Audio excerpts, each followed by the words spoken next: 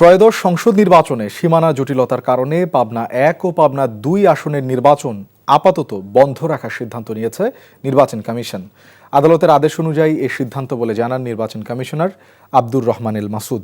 এনটিভিকে তিনি মুঠোফোনে জানান, সুপ্রিম কোর্টের আপিল বিভাগের আদেশ অনুযায়ী ওই আদালত কর্তৃক পরবর্তী সিদ্ধান্ত না দেয়া পর্যন্ত পাবনা ১ ও পাবনা ২ আসনের ভোটের কার্যক্রম আপাতত বন্ধ থাকবে।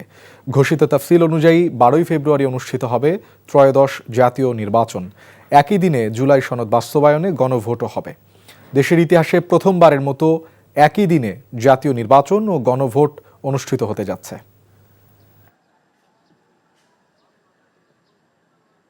বাংলাদেশ সুপ্রিম কোর্টের অ্যাপিল বিভাগের আদেশ অনুযায়ী ওই আদালত কর্তৃক পুনরাদেশ না দেওয়া পর্যন্ত, মানে ফার্দার কোনো আদেশ না পর্যন্ত পাবনার ১ ও ২ এর নির্বাচনী কার্যক্রম স্থগিত থাকবে। সীমানা জটিলতার কারণে তা লিখতে পারে।